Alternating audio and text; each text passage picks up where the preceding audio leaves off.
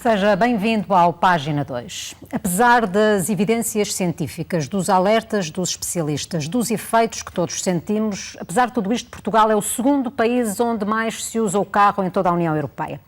Os dados mais recentes do Eurostat mostram que 89% dos portugueses continuam a escolher o carro. Para além dos passos únicos, o Governo lançou agora um programa de 300 milhões de euros para a construção de ciclovias. Mesmo assim, só 1% da população móvel utiliza a bicicleta. Há 25 anos que Paula Teles estuda o fenómeno da mobilidade urbana. Tem várias obras publicadas e prepara-se agora para lançar uma gramática para o desenho de cidades cicláveis. Paula, obrigada por ter vindo. Obrigada eu. O Governo definiu 2050 como a meta para atingirmos a neutralidade carbónica. Parece-lhe execuível?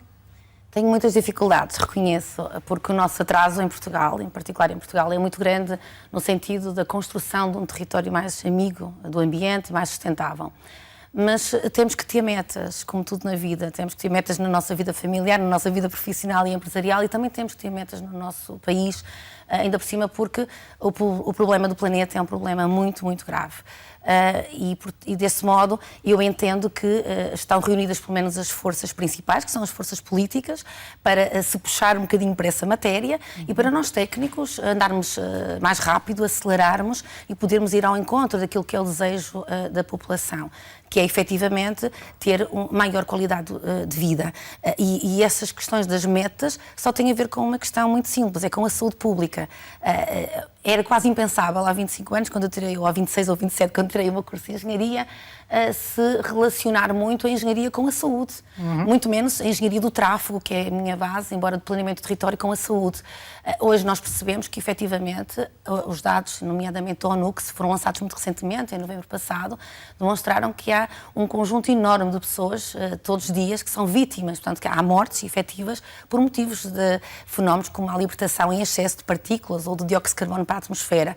E, portanto, nós temos todos que resolver dessa maneira. Todos, em várias áreas, há essa componente, há uma componente realmente de compromisso, mas, sem dúvida, a mobilidade urbana, que outra hora tinha uns termos mais de tráfego ou de trânsito, que hoje tem outra designação, muito mais lata e holística, mas ela tem que resolver porque cerca de 1/3 daquilo que são as partículas que se libertam para a atmosfera decorrem dos transportes. E chamamos transporte, de forma geral, também é tudo aquilo que é exatamente o Paula, transporte privado. Que impacto é que lhe parece que medidas como os passes únicos e mais baratos podem ter na atração de novos clientes para o transporte público? Pois, é assim, eu tenho aqui alguma dificuldade naquilo que se está a fazer no momento. Se numa primeira instância eu diria fantástico e aliás durante muitos anos lutei também naquilo que são as nossas plataformas técnicas sociais e também de cidadã para que os transportes tenham um reconhecimento social.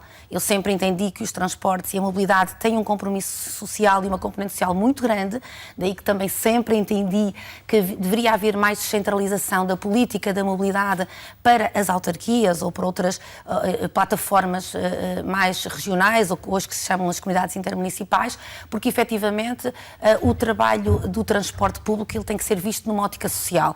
Uma pessoa que tenha mais capacidade de mobilidade é uma pessoa que tem à partida mais integração social e é cuidar do território, que o território não é só físico, há o território físico e o território humano, o território social, também vai ter essa componente do ponto de vista que é a sua deslocação. Por exemplo, aqueles que são os territórios de menos densidade, que estão normalmente em Portugal no interior, realmente são pessoas que estão normalmente mais longe dos centros, com mais dificuldade de chegar aos centros. E não por acaso são os que vão aderir a este plano um pouco mais tarde, não é? Exatamente. Se eles não tiverem, de facto, essas mesmas oportunidades, não têm as oportunidades de ir à cidade, de ir ao cinema, de ir ao teatro, de se encontrar no mundo comercial, empresarial, etc., e das grandes oportunidades que estão efetivamente nos centros. Nós queremos ter um país mais equilibrado, não é? Mas a verdade é que temos que reconhecer que as cidades, que quase todas, as grandes, estão mais a litoral, não é? Temos quase, há quem diga que até Portugal está quase a tombar para a água. Temos que verificar que realmente aí estão, efetivamente, as maiores capacidades de cultura, de troca de informações de pessoas. Mas quais são as suas reservas relativamente a este As minhas reservas têm a ver justamente com o modelo que está a ser implementado neste momento. Eu entendo que, do ponto de vista social, é uma excelente medida. Uma ótima medida, aplauso, e estou muito contente por saber que finalmente o nosso Estado está a perceber que a política de mobilidade, neste caso de transporte, mais ligada ao transporte público, coletivo, tem que ser uma prioridade, porque é um gasto muito excessivo naquilo que são o envelope financeiro das famílias, mas por outro tenho muito receio naquilo que é dado muito claro como resolver os problemas da mobilidade. E isto muito claro, acho que as pessoas também lá em casa vão perceber. Nós não vamos ter mais utilizadores de transporte público, ou seja, não vamos ter pessoas que vão deixar de andar de carro para andar de transporte público se ele não for rápido, se não tiver frequência. Pode ser mais barato e vai ser ótimo. Temos um primeiro plano resolvido, mas vamos agora ao segundo plano. Eu tenho que chegar ao emprego rapidamente e a horas certas. Se eu chegar à conclusão que estou dentro do transporte público e os carros ao lado podem fazer bye-bye, andam mais rápido e eu estou parado numa fila de trânsito e eu vou, ao fim do mês ou de 2, vou tornar a equacionar se não voltarei outra vez a andar de carro, porque até vou sozinha muitas das vezes. Aliás, em Portugal quase 80% ou 90% andam sozinhas as pessoas, tenho mais privacidade, ouço música, eu falo ao telemóvel, estou muito mais à vontade e mais conforto. Por isso, a minha reserva tem a ver com a ausência ou alguma negligência, se me permite, de planeamento daquilo que são todos os modos de transporte na sua integração para fazer com que este seja realmente competitivo. Uma das questões básicas é ter canal próprio. Se eu estiver numa cidade, e as grandes cidades, são essas grandes duas áreas metropolitanas que estão, de facto, aí sim, onde se notam os benefícios financeiros dos atuais passos. Se eu estiver nessas duas grandes áreas metropolitanas e se eu tiver corredores que me aumentem a rapidez e que me façam chegar mais rápido, a horas corretas, ainda por cima com as novas tecnologias, a aproveitar as apps e todas as informações tecnológicas, eu penso que com muito pouco tempo eu vou-me habituar a perceber que estou a beneficiar de tudo. Estou a beneficiar a carteira, em primeiro lugar. Estou a beneficiar a saúde também, porque não estou a entrar... estando mesmo dentro do carro, estou em stress. Engraçado, não é? Estou em stress. Aliás, há dados muito interessantes entre o stress da mobilidade ou do tráfego e as entradas de pessoas nos hospitais com problemas neurológicos, para além de outros que têm a ver com as questões, mas é do dióxido de carbono, que são os problemas de respiração, etc., e respiratórios. E, portanto, isso é de facto uma questão. Até porque o autocarro ou o transporte público não nos leva à porta do nosso destino. E essa é a vantagem. Vai-nos levar um pouco antes. É uma vantagem. Vai-nos deixar um pouco antes. Pode ser uns metros, ou 1 quilómetro, ou 2 ou 3. E isso vai fazer com que eu tenha de uma possibilidade incrível, que é de andar a pé. Preferência.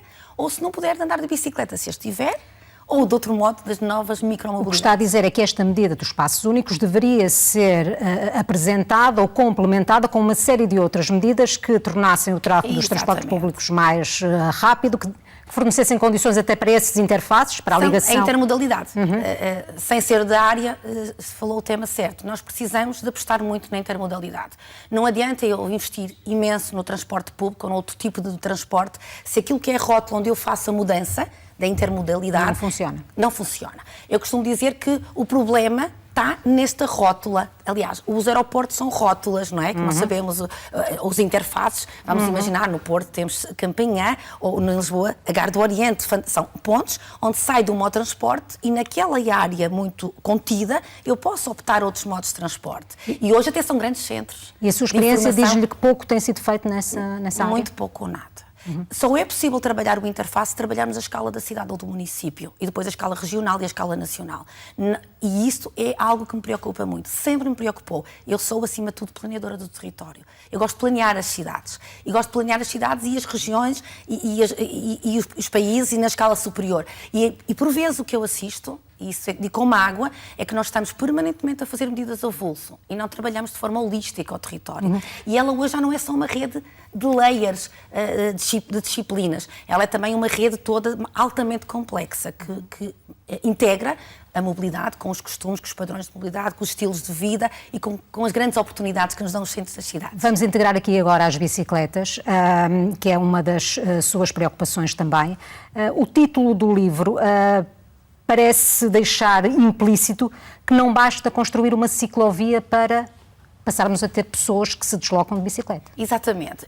Eu resolvi, foi um repto que eu fiz a mim própria. Nunca pensei desenhar ou lançar um livro sobre ciclovias, até porque o meu trabalho sempre foi muito ligado ao peão.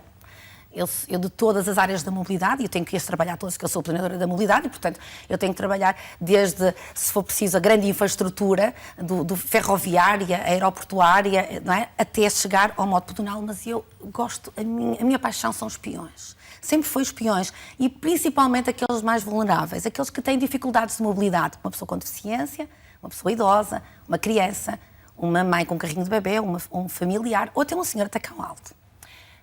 A pergunta que eu faço sempre é que territórios é que nós temos para esse tipo de pessoas poderem caminhar na cidade?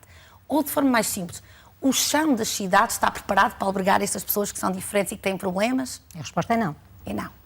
E então, eu tenho todos os anos da minha vida profissional, nas muitas plataformas que fui andando, desde funcionária de Câmara, até passar também por uma experiência autárquica, até criar uma empresa, até dar aulas na universidade, eu sempre me preocupei muito com os peões enquanto pessoas. A cidade enquanto peões. Planeadora, território e engenheira, sim, pretendo fazer muitas coisas, muitas obras, muitos projetos, mas o meu objetivo não é fazer uma ciclovia, não é fazer um passeio, o meu objetivo é que as pessoas tenham qualidade de vida e que a qualidade de vida dessas pessoas seja-lhes dada pelo espaço e pelo ambiente urbano, por algo que nós não estávamos muito habituados a trabalhar em Portugal, que é o espaço público. Eu adoro o espaço público. O espaço público é um espaço que é de todos. Todas as pessoas, de forma diferente, de todas as etnias, todas as religiões, todas as políticas, ainda bem que podem usufruir de espaço público, ou não, mas podem. E onde é que entram aí as bicicletas? As bicicletas entram porque, a certa altura, nós estamos a ser invadidos a nível do quadro comunitário por financiamentos elevados, no meu entendimento, para a execução de ciclovias. E como eu gosto muito dos peões, e como sempre trabalhei muito também a ótica dos peões dos modos suaves e da importância que tem o caminhar a pé, o andar claramente também de bicicleta. Está a perceber que o espaço dos peões está ameaçado pelas bicicletas. Está muito ameaçado. Eu percebi a certa altura que se eu não consigo, infelizmente, ter passeios para as pessoas de mobilidade reduzida, ou seja, ainda tenho autarcas e presidentes de Câmara, e são muitos, e vereadores e gente ligada à política e à técnica que nos últimos 20 anos, em particular nos últimos 10, tenham ouvido bastante, temos feito movimentos, hoje são as redes sociais também, e os próprios governos têm melhorado muito naquilo que são as suas preocupações na componente da cidade inclusiva. Porém, esta obrigatoriedade de lançar pelos países da Europa, os Estados-membros, injeção financeira para a introdução da bicicleta com um motivo que é a descarbonização, e entenda-se que faz sentido, e eu própria também reconheço que é importante andarmos menos de carro, quando disse há bocadinho e bem, os nossos volumes, os nossos caudais de utilização de veículo automóvel são enormes em Portugal. E pior, continuam a aumentar ano a ano. Aliás, foi gravíssimo quando, em novembro do ano passado, saíram os resultados do inquérito à mobilidade aeroportuária do Porto e Lisboa, e que nós estávamos a pensar que iam baixar um bocadinho, ou seja, queríamos dizer, já se anda menos de carro. Não, o carro continua a aumentar e continua a diminuir andar a pé, e continua a diminuir o transporte público, e só a bicicleta atingiu 1%, como disse, que não é ainda nada. Nós temos então que perceber que temos que entrar outras formas. Eu entendo que é muito importante utilizar a bicicleta e, portanto, a infraestrutura tem que ser adaptada. Questão muito importante. Estamos habituados a que o carro é o senhor absoluto do palco da cidade. As cidades durante séculos, foram desenhadas para carros. Foram desenhadas para carros. Eu própria tirei o curso de engenharia a pensar em todo o planeamento para carros, e eu de repente tive que dar uma volta e ter que explicar e hoje todos os alunos e todos os cidadãos têm que compreender que nós estamos numa mudança completa do paradigma por motivos das alterações climáticas em particular, e também pela questão de tal importância da humanização, que é introduzir novamente a importância da pessoa, do ser humano, a escala do ser humano, a escala, no fundo, do território urbano. E é por isso que eu disse assim, nós não podemos ficar só com o que resta. Eu não posso trabalhar apenas o que sobra dos carros. E o que sobra dos carros já não dá para os peões. Então, eu tenho que, obrigatoriamente, naquilo que é a minha experiência profissional, que é, de facto, vasta, muito interessante, haverá outras melhores, mas é alguma experiência interessantíssima, porque percorro os municípios de uma ponta à outra, todas as semanas quase, e trabalhamos há muitos anos com câmaras municipais, que são os donos do território desse espaço público, e eu tenho que lhes fazer ver e compreender que não podemos só trabalhar com o que sobra. A gramática, embora o nome seja, se calhar até um bocadinho forte, mas é mesmo essa a ideia, a gramática vai permitir sistematizar a informação de muitos anos anos de pesquisa do meu escritório. E de alguns exemplos estrangeiros também? Exemplos estrangeiros, porque não temos em Portugal, não temos, ao mesmo tempo que estamos a ter injeção financeira, nós não temos documentos técnicos que nos ajudem a desenhar. E se eu já fiz esse exercício, já gastei dinheiro e horas e noites... Anos de trabalho. E anos de trabalho, porque é que eu não posso partilhar? E eu entendo que mais importante que, se calhar, a nossa formação pessoal e profissional é nós também, naquilo que é o campo profissional, termos um legado e deixarmos um legado e partilharmos o conhecimento. E é isso que também tenho feito. Paulo, só para terminarmos muito rapidamente, até porque já terminámos o nosso tempo, os ciclos políticos são suficientemente longos para se fazer planeamento? Não, eles neste momento são muito curtos, esse é o problema. O planeamento exige um tempo maior e este problema que se passa hoje com o mau desenho das ciclovias de forma generalizada tem a ver exatamente com a ausência desse planeamento que exige mais tempo. De facto, o problema é este. Nós fomos habituados a perceber, do ponto de vista quase técnico, que existe o programa, o plano e o projeto, e nós, ultimamente, com a injeção de fundos comunitários, infelizmente, nós só nos dedicamos ao projeto.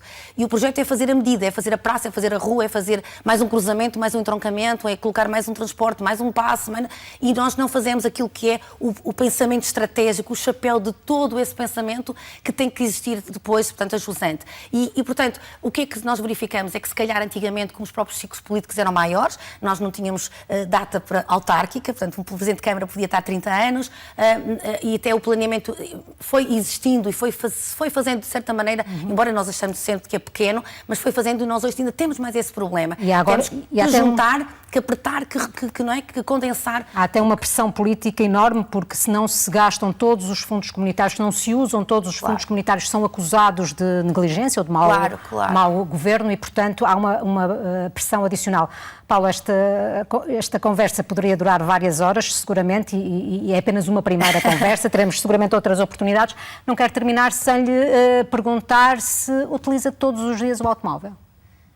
Pois, quase sempre. Como é que não podia deixar de ser? Eu trabalho nos municípios, trabalho para as câmaras municipais, percorro os municípios do país, saio de manhã cedo e umas vezes tanto vou à Figueira, como vou a Santarém, como vou a Faro, e é completamente impossível. Mas o que eu posso dizer é que no meu escritório, que trabalham cerca de 30 pessoas, já temos 4 ou 5 técnicos que permanentemente fazem a deslocação casa-trabalho de bicicleta no Porto, e o Porto tem clima difícil e tem orografia complexa, e portanto, e aos fins de semana sim. Aliás, o meu livro termina a dizer que também foi um dos desafios, é que eu tive um acidente de bicicleta no Porto, justamente numa ciclovia mal desenhada, e portanto percebi que tinha que ajudar os meus colegas que também desenham as cidades a desenharem melhor, porque realmente há regras e temos que ter a segurança. Se nós não tivermos regras tão bem desenhadas, temos uma questão que é o Código da Estrada, que diz que o ciclista deve andar na faixa de rodagem. E portanto, mais vale andar na faixa de rodagem no meio dos carros, como diz o Código da Estrada, do que fazer ciclovias com 15 centímetros onde não cabe nada.